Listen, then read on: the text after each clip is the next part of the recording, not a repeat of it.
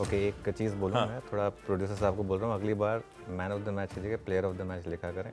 तकलीफ हो जाएगी किसी दिन वरना। आजकल जिस तरीके का माहौल है वो, क्योंकि वो देखिए, आप कोई भी अब बैट्समैन नहीं बोलता है, बैटर बोलते हैं।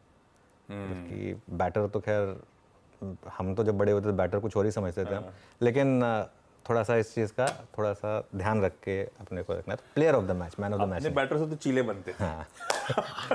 ठीक है। लेकिन देखिए, आज का पूरा मूड कैप्चर करने के लिए हर्षदा और लक्ष्मण भी आपको आपकी स्क्रीन पे नजर आएंगे। भाई कहां का नजर थी? बाजारों की।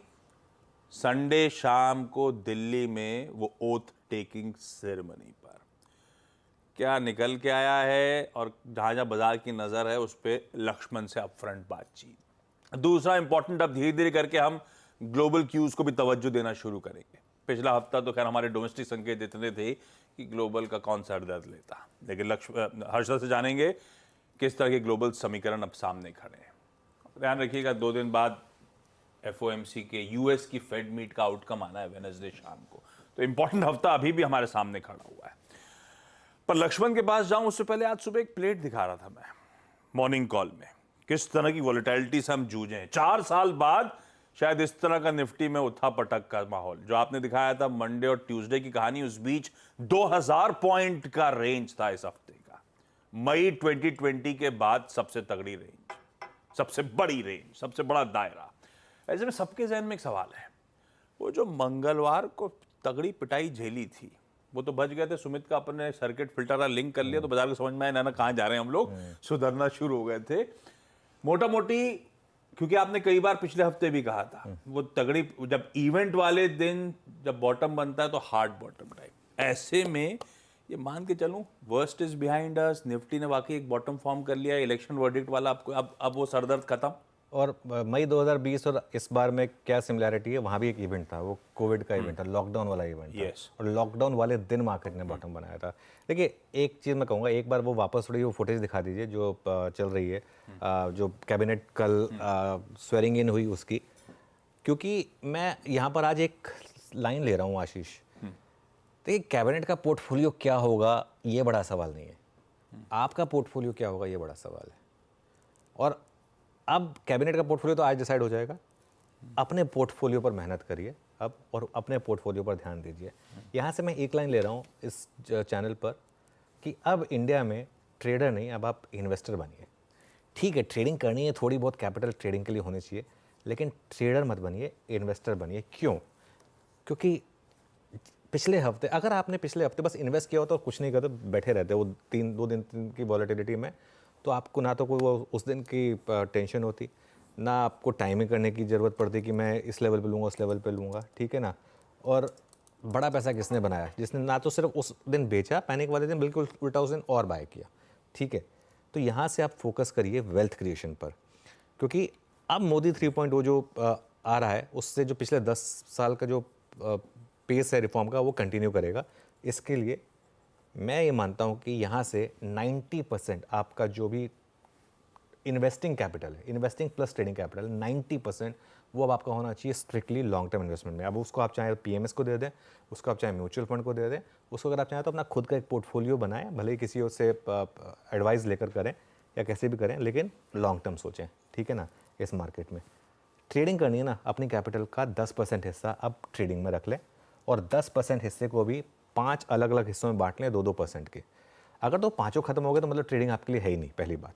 अगर नहीं हुए तो फिर वो उसी से ट्रेडिंग करें, और उसमें भी जो पैसा बने ना उसको फिर वापस लॉन्ग टर्म इन्वेस्टिंग में डालें। 2 3 4 5 6 एक नंबर है, और मैं उस नंबर की बात ज़्यादा करूंगा भी नहीं, ठीक है ना। 2 3 4 5 6 जैसे एक नंबर है, यहाँ से आप तैयार रहें 3 4 5 6 7 4 5 6 7 8 के लिए भी। ये मार्केट अब उस तरीके की वेल्थ क्रिएशन आपको करने वाला है जो 2003 से 7 वाला फेज था ना, ये मार्केट में एक्जैक्टली वही चल रहा है, with slightly longer term horizon. सबसे ज़्यादा पैसा इक्विटीज में बनता है जब कोई भी देश डेवलपिंग कंट्री से डेवलप्ड कंट्री बनता है। और अगर आप ये मान के चल रहे हैं कि 2047 तक हम डेवलप्ड कंट्री बनने वाले हैं, जिसमें कोई शक होना नहीं चाहिए, तो इन दैट केस बड़ा पैसा फ्रंट लोडेड इक्विटीज़ में बनेगा पोर्टफोलियो इन्वेस्टर्स का। एक चीज़ बिल्कुल क्लियर है यहाँ पर, अब क्योंकि मैं थोड़ी नियर टर्म की बात करना चाहता हूँ, एलाइज का बहुत ज़्यादा प्रेशर नहीं है मार्केट के ऊपर। खासतौर से जो 2 बड़े एलाइज हैं, नायडू साहब और नीतीश साहब, आई थिंक वो अपने स्टेट से खुश हैं कि हमें स्टेट मिल गया। दोनों 1 स्टेट पार्टीज़ हैं, अपने अपने स्टेट चलाएं, सेंटर के साथ कॉर्डियल रिलेशनशिप रहें, इतना काफ़ी है हमें। ऑब्वियसली कुछ एक मिनिमम प्रोग्राम होगा जिस पर दोनों को थोड़ा सा अग्री करना होगा, एक आध इश्यूज होंगे, इकोनॉमी से रिलेटेड वो ज़्यादा नहीं होंगे, ये क्लियर हो रहा है यहाँ पर। तो इसके लिए ये एक चीज़ क्लियर हो गई। बड़ा सवाल अब यहाँ पर ये है कि आज कौन सा मंत्रालय किसको मिलेगा, और उसके लिए तो हमारे ऑलराउंडर साहब हैं, है ना, उनसे बात करते हैं। लक्ष्मण जी दिल्ली से रेडी, कल शपथ ग्रहण समारोह में अंदर बिजी थे।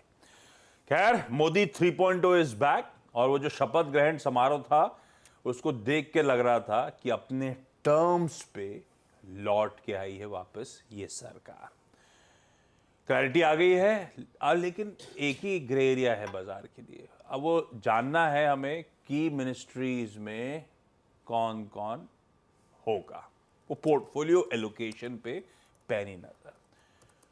और सुबह चर्चा हो रही थी लक्ष्मण से, शायद कुछ ही देर में वो अपडेट सामने आएंगे, लेकिन लक्ष्मण से जान लिया जाए क्या अपडेट्स हैं, क्योंकि अब दो ही चीजें रह गई, पोर्टफोलियो एलोकेशन और उसके बाद शायद थोड़े दिनों में वो 100 डेज एजेंडा। तो लक्ष्मण अब आपको पूरी तरह से ग्रिप में रखेंगे दिल्ली के गलियारों में हो क्या रहा है। Lakshman, good morning. Portfolio allocation, अब वो कल स्वेरिंग इन सेरेमनी में हम लोग नोटिस कर रहे थे कि मोदी साहब के बगल में जो जो बैठे थे उसमें राजनाथ सिंह साहब, अमित शाह, नितिन गडकरी, शिवराज सिंह चौहान, नड्डा साहब, ये लार्जली सीक्वेंस थी। तो बाजार के एज्यूम करके चले जो की प्रोमिनेंट 4 मिनिस्ट्रीज हैं इन्हीं के पास जाने वाली हैं, इनमें से ही जाने वाली है, ऐसा नहीं है। और कब तक पता चलेगा हमको ये? देखिए, ये सीक्वेंस जिस सीक्वेंस में बैठे थे वो दरअसल मंत्री के अपने व्यक्तिगत जो सीनियरिटी है उसके हिसाब से सीक्वेंस में बैठे थे। ये ज़रूरी बिल्कुल नहीं है कि मंत्रालय का बंटवारा भी उसी सीक्वेंस में हो।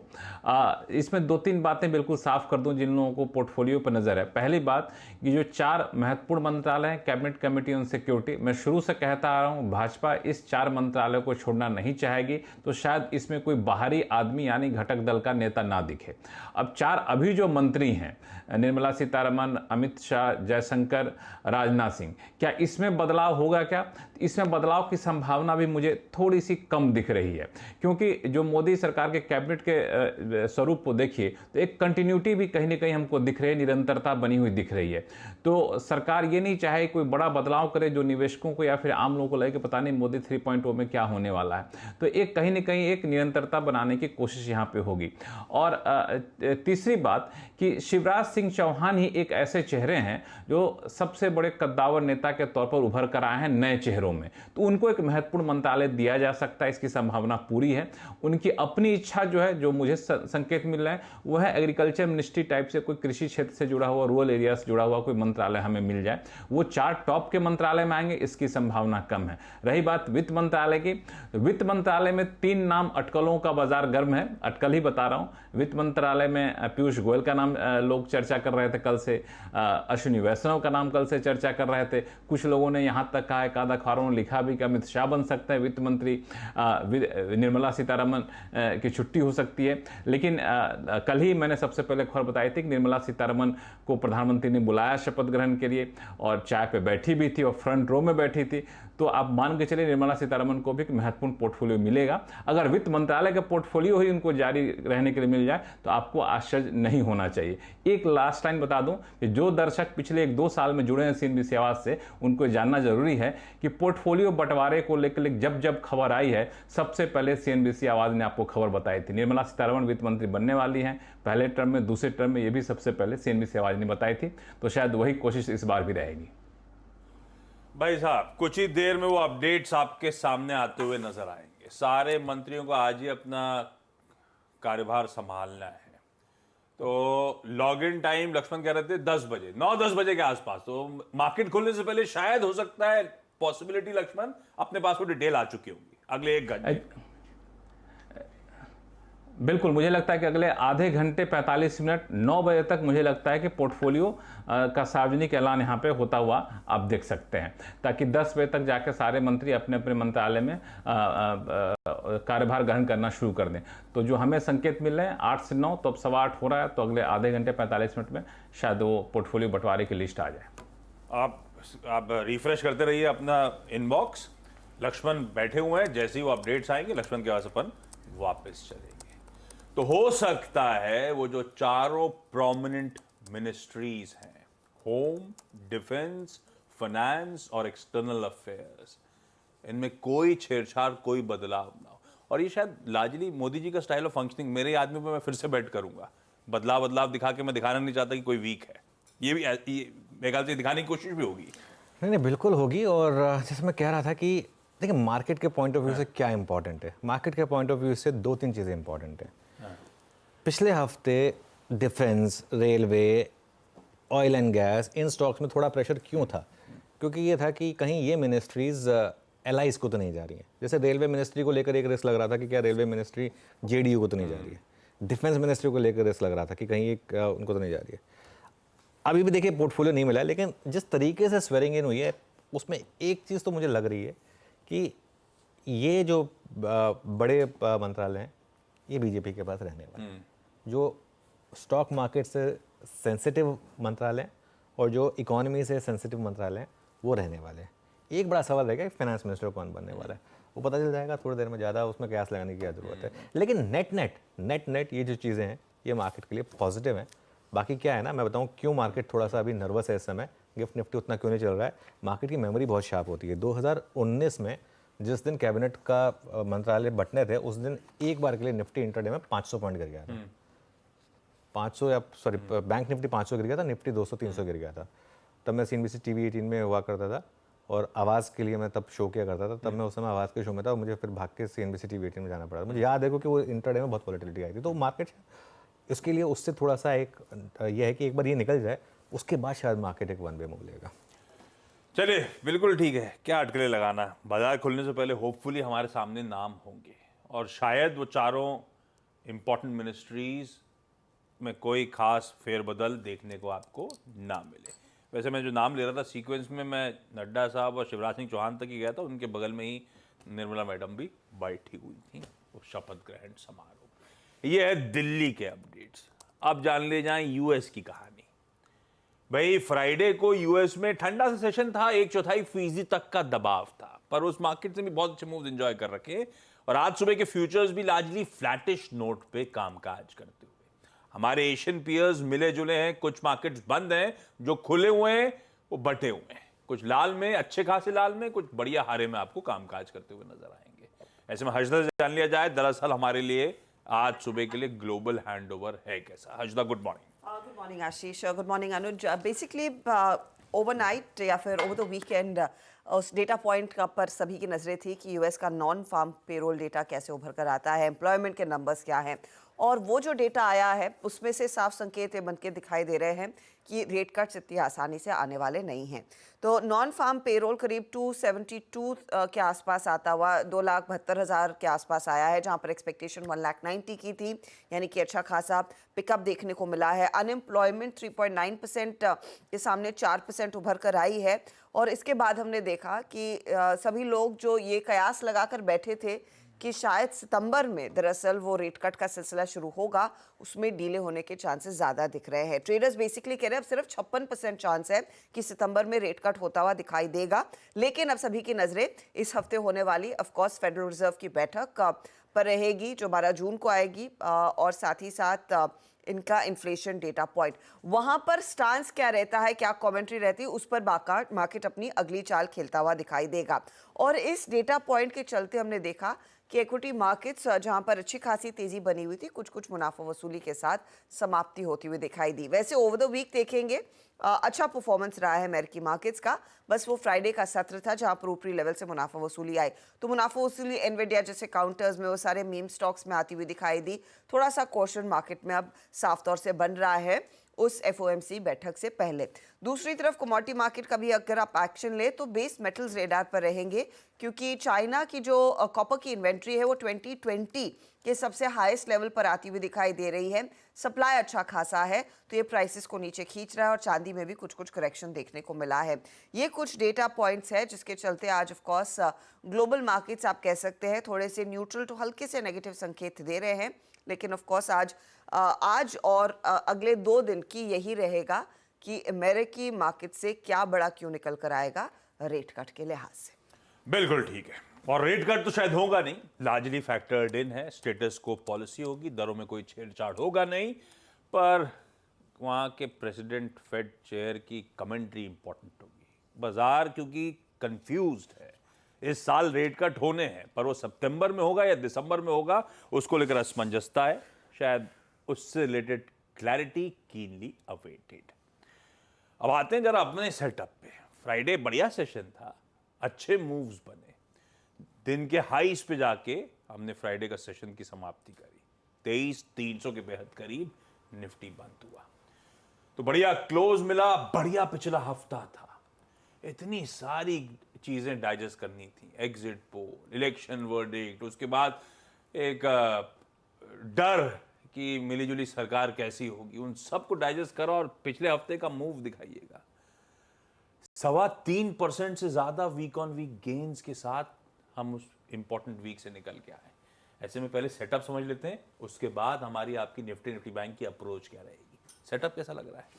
सेटअप ठीक ठाक है आशीष, बस एक दिक्कत है सेटअप में, एफआईआईज ने बाय किया है फ्राइडे को और डीआईआईज ने सेल किया है, तो कहीं ये फिर वही वाला मामला तो नहीं है कि एक बार फिर थोड़ा टॉप पे हमारा डोमेस्टिक इन्वेस्टर थोड़ा हल्का हो रहा है, और रिस्क तो खैर हमेशा रहता है, लेकिन खैर एफआईआईज के बाएंगे और एफआईआई की इंडेक्स और स्टॉक फ्यूचर्स में भी बाएंगे। नॉर्मली उस दिन मार्केट जैसे हम डिस्कस करते हैं, नॉर्मली उसके अगले दिन थोड़ा नहीं चलता है या थोड़ा सा कंसोलिडेट करता है, पॉसिबल है, लेकिन 5,600 करोड़ की इंडेक्स फ्यूचर्स में बाइंग, 4,500 करोड़ की स्टॉक फ्यूचर में buying with in index futures. लेकिन एक चीज़ क्लियर है, एफआईआईज का भरोसा थोड़ा निफ्टी पर ज़्यादा है, और निफ्टी पर ज़्यादा भरोसा होने का रीज़न है क्योंकि वहाँ निफ्टी आईटी चल रहा है, इसके लिए तो निफ्टी फ्यूचर्स में ज़्यादा बाइंग है बजाय कि बैंक निफ्टी के। अगर आप ट्रेंड देखेंगे तो 3-4 दिन से बाइंग हो रही है, बस वो उस एक दिन को छोड़कर जब एफआईआईज ने काफ़ी शॉर्ट क्रिएट करे थे उसके बाद से लगातार बाइंग है। और अगर आप लॉन्ग शॉर्ट भी देखेंगे तो कल लॉन्ग ऐड हुए हैं 64,800 और शॉर्ट कम हुए हैं 29,700।